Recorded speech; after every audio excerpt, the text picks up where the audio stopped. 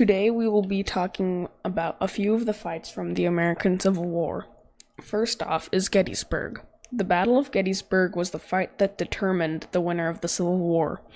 If the Union Army lost, they would lose the war, their rights, and power in the government. If the Confederates lost, the fight would be delayed, putting more stress on their already small army. It was a battle of tremendous power and knowledge.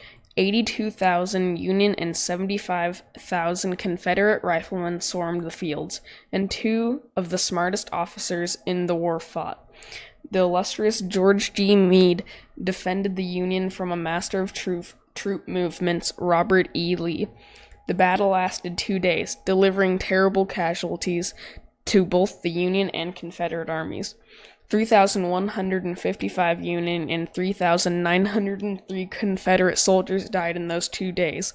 Another 10,790 men from both sides went missing in action. All of these numbers make Gettysburg one of the biggest fronts in the Civil War. Over the span of 2 days, George G. Meade took Robert E. Lee by storm with his extra 7,289 men. Robert E. Lee retreated back to Virginia after taking such casualties. George G. Meade took the chance and pushed his army constantly for days, gaining back massive amounts of land. In the end, if Robert E. Lee would have won this battle, America may have become an agricultural and slave-legal country. Second off is the Battle of the Merrimack and the Monitor. The Battle of the Merrimack and the Monitor lasted for only a few hours, but in those 5 or so hours, history went down. The Merrimack and the Monitor both have crazy stories of their origins. The Merrimack was once the flagship of the American Navy. That was until the Civil War broke out. When the Civil War broke out, Union sailors sunk the Merrimack, weakening the Confederate Navy. Later, a Confederate recovering company brought the ship ashore and refurbished it, making one of the strongest ships in the world at the time. The Monitor, on the other hand, was designed by Swedish engineer John Ericsson. The ship was designed in a new and stunning way, only having 18 inches of the deck above water. Its guns were all centrally placed in a 20-foot tall cylinder in the middle of the ship. This made the Monitor able to have very good armor and very good guns without sacrificing maneuverability. All of this helped the Monitor in the battle. The battle started in the morning of March 8th, 1862. The Merrimack flew down the coast, sinking 2 Union ships and sending one aground. The Monitor took the chance of destroying the Merrimack and rushed into Chesapeake Bay. There, the two ships circled each other, looking for a shot to win the battle. Both of the ships shot multiple times for hours, but neither ship took very much damage.